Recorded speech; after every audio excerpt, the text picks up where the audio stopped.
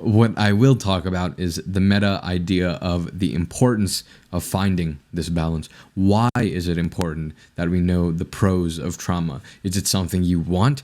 No.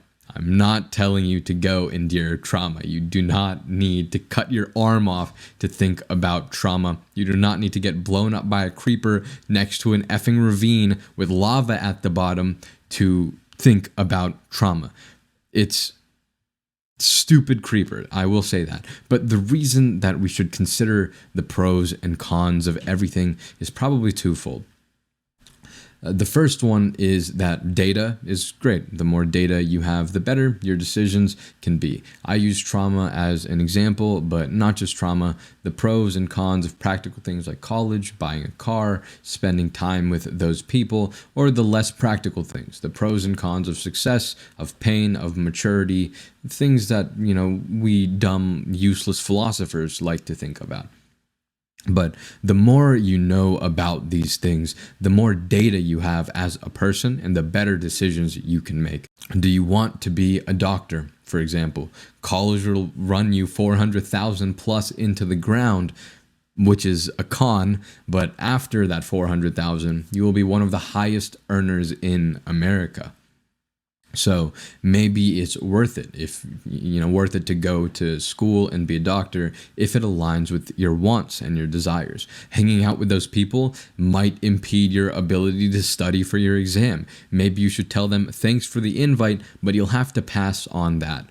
And you'll have to pass on your exam. So that's the why. Considering pros and cons will simply help you make better decisions. That's why. That's one of the reasons we should do it.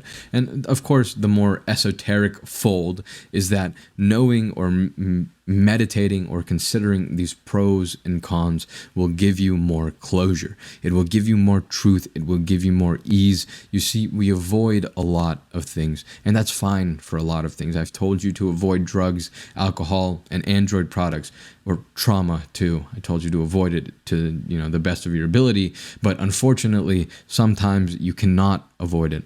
Sometimes things happen, and sometimes life sucks because, again, negativity does exist. It's why positivity exists. But if you think about the pros and the cons of these things, if you truly, in good faith, consider the positives and the negatives, especially beforehand, so that you're not swept up in the emotion, positive or negative, when something really awesome happens, you don't want to think about the negative parts. This is how scams get to people. When something really garbage happens, you don't want to think about the positive parts. This is how everything keeps hurting. It's not impossible for someone to keep the positive, or someone to find the positives in trauma. I honestly can't think of another example at this point other than trauma to make these points, but whatever. It's significantly harder for a person who's gone through a trauma, who's in the midst of going through a trauma, to think about the pros. But if we think about the pros and cons of all of these things before they happen, so before you go through the trauma, and we learn the ins and the outs, the pros and the cons, the positives and the negatives, we can find that when it happens, we'll be more equipped to handle it. Because sure, a hurricane can come through our lives and destroy everything and ruin everything. But the more we know, the better we are able to take the pieces and put them back together. My house just shook. What the frick was that? Anyways, if we see no positives, you're not even left with pieces. You're just broken, and that's it. There is no way forward. There is simply incessant suffering. But if we know the positives, yes, we should absolutely acknowledge the negatives.